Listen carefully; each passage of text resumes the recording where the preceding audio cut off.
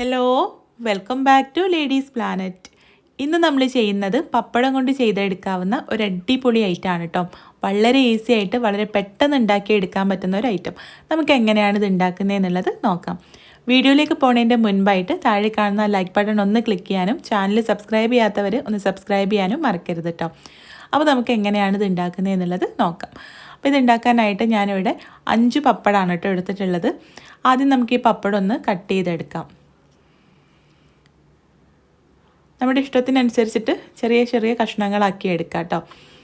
അപ്പോൾ ഞാനിവിടെ പപ്പടം കട്ട് ചെയ്തെടുത്തിട്ടുണ്ട്. ഇനി കുറച്ച് വെളിച്ചെണ്ണ ചൂടാക്കിയിട്ട് അതിലേക്ക് ഈ പപ്പടം കുറേശ്ശെ ചേർത്തിട്ട് നമുക്കിതൊന്ന് ഫ്രൈ ചെയ്ത് കോരിയെടുക്കാം. അപ്പോൾ ഒരു പരന്ന പാനാണ് കേട്ടോ എടുത്തിട്ടുള്ളത്. അങ്ങനെ ആകുമ്പോൾ നമുക്ക് നല്ല രീതിയിൽ തന്നെ ഫ്രൈ ചെയ്തെടുക്കാം. കുറച്ച് കൂടുതൽ എണ്ണ ഒരുമിച്ചിട്ടിട്ട് അപ്പോൾ ഞാനിവിടെ പപ്പടം നല്ല പോലെ ഒന്ന് ഫ്രൈ ചെയ്തെടുക്കുകയാണ്. കരിഞ്ഞു പോകരുത് കേട്ടോ.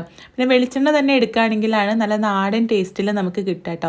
അപ്പോൾ ഈ ഒരു ഐറ്റം എന്ന് പറഞ്ഞാൽ ഒരുപാട് ഇൻഗ്രീഡിയൻസ് ഒന്നും ഇല്ലാതെ പപ്പടം നമ്മൾ സാധാരണ പൊരിച്ച് കഴിക്കുന്നതിന് പകരമായിട്ട് ഇങ്ങനെ ചെയ്യുകയാണെങ്കിൽ ചോറിൻ്റെ കൂടെ ഇത് മാത്രം മതിയാകും. അപ്പോൾ ഇങ്ങനെ നമുക്ക് ഓരോന്നും ഫ്രൈ ചെയ്തെടുക്കാം. ഞാനിവിടെ 2 ബാച്ചായിട്ടാണ് കേട്ടോ, വെറും 5 പപ്പടമല്ലേ ഉള്ളൂ.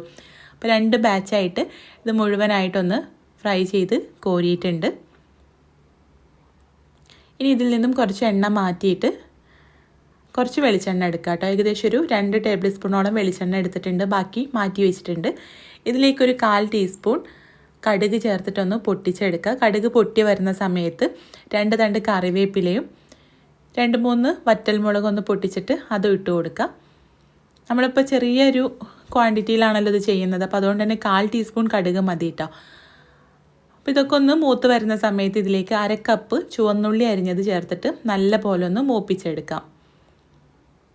ചുവന്നുള്ളി ചേർത്തിട്ട് ചെറിയ തീയിൽ വെച്ചിട്ട് നല്ല പോലെ ഒന്ന് ഇളക്കിയിട്ട് വഴറ്റി ചെറുതായിട്ടൊന്ന് മൂത്ത് വരുന്ന സമയത്ത് നമുക്കിതിലേക്ക് 1/4 ടീസ്പൂൺ മഞ്ഞൾപ്പൊടിയും പിന്നെ നല്ലൊരു കളറിന് വേണ്ടിയിട്ട് കുറച്ച് കാശ്മീരി മുളക് പൊടിയും ചേർത്ത് കൊടുക്കാം.